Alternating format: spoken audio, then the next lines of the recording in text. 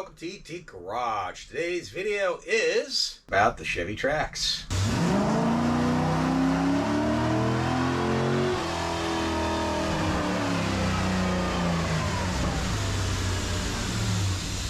Okay, like I was saying, today's video is going to be about the Chevy Trax. I'm going to be doing the front brake shoes, and I'm going to go ahead and paint the brake calipers. I did another video on the rear brake shoes and rotors that I did, but on the Chevy on the front, I'm just going to do the front brake pads, and I always wanted to paint the calipers on this. I'm going to paint them black, and I'm going to do all the calipers.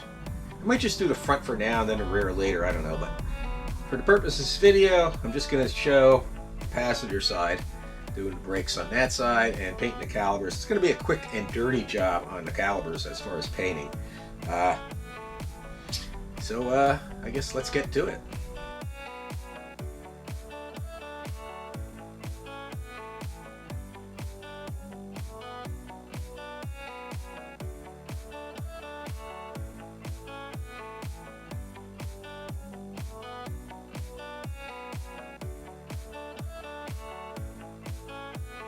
Okay, here you have your typical modern day front suspension. A disc brake up front, brake caliper, McPherson strut. This car has less than 50,000 miles on it. I don't know if you can see in here or not, but this McPherson strut is starting to get pretty corroded, pretty bad. I might have to change it out because of the corrosion, not because there's anything actually wrong with the strut. But, that's just the way things are here in the Northeast with all the salt spray and stuff. So basically there's two bolts. These bolts here slide. And you should get grease, high temperature brake grease, and then this caliper just comes off.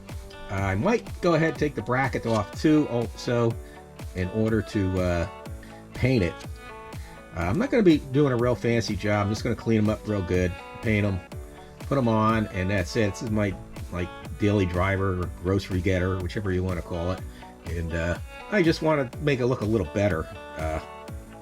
I try and keep it, at least upkeep it and keep it looking somewhat nice, even though it's just a Chevy Trax. So anyway, let's get to it. Let me get this stuff off.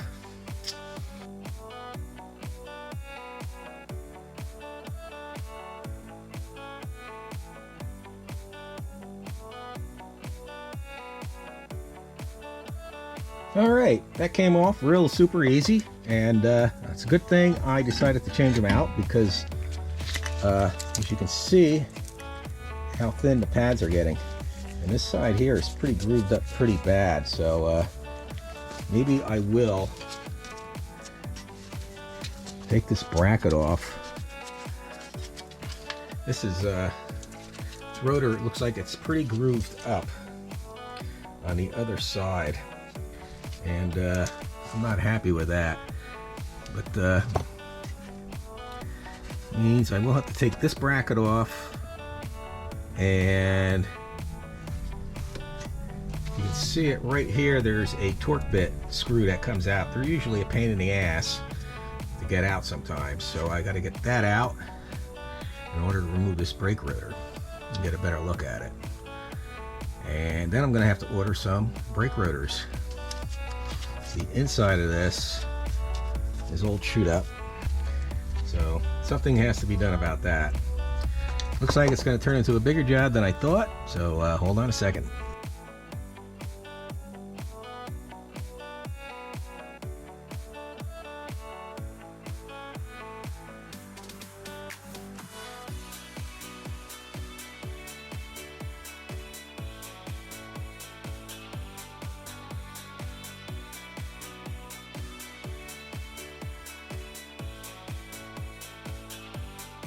Alright, now I did remove this little torque screw here. Maybe you can see that. Of course it broke, even though I heated it. And this is only used for assembly purposes at the assembly line when they're manufacturing the car. You don't need it. The lug nuts will hold it on fine, so I ain't going to worry about that. But this is heavily corroded on the inside. The other side's going to be the same way, so I'm going to have to see about ordering two more.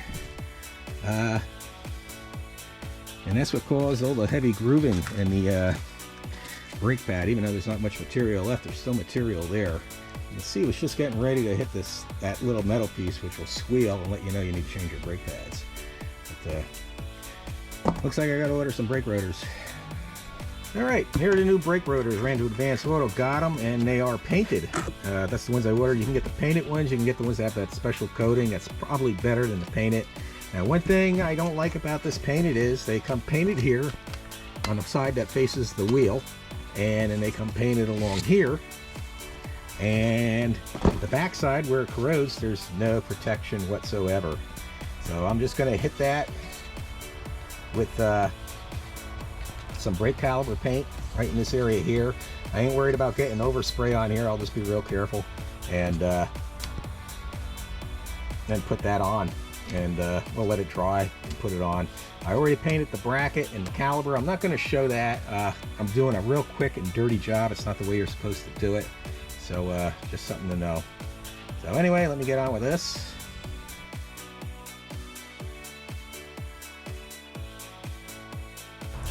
Okay, as you can see, I just did a real quick and dirty job of painting these, and I took these all apart.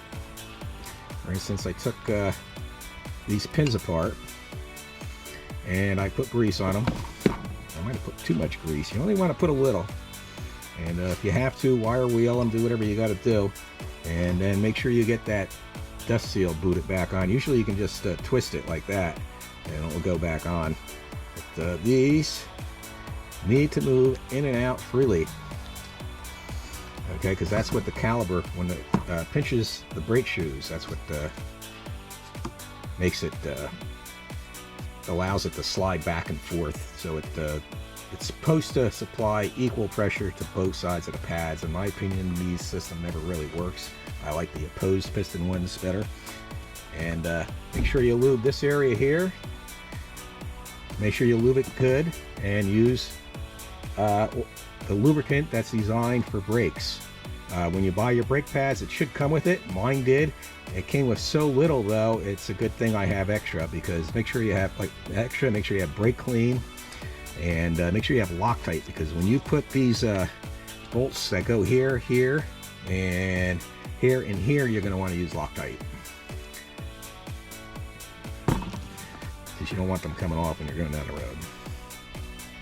Okay, what it is, I took some anti-seize, the copper, this is good to 1800 degrees, and I put it on the backing plate of the hub, and I did that so this way, over time, the brake rotor doesn't seize to that hub, and it'll corrode. You can see there's a little corrosion under there already. So I'm going to get that together. I'm going to put Loctite on these bolts, and these bolts don't look like they get Loctite, so I'm not going to put them. I could look it up probably online. Let me know what you think down in the comment section.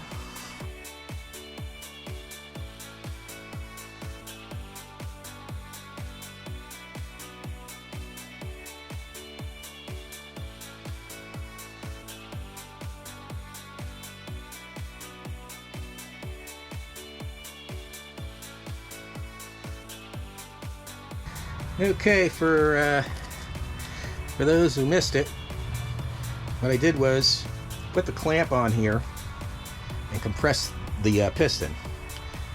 And I also put one of the old brake pads in there to push up against the piston. Otherwise, this is going to go way inside the piston and you won't be able to compress it enough, depending on the clamp you have. This is the type of clamp I'm using right now. You pick these up cheap at Harbor Freight. You can buy the special tool if you want. That's up to you, but the only thing left for me to do is put these on, put the wheels on, and then do the other side. Brake pads go on after you put the bracket on, and then the caliper slides right over them once you compress your piston. You may have to open up your bleeder valve when you compress your piston, squeeze the fluid out. I didn't have to in this case. I might have to the other side. I'll see. Another thing I did is I put a lug nut on the wheel because I'm not using that retaining screw, and that holds it in place until the wheel's in place. So let me get this finished up.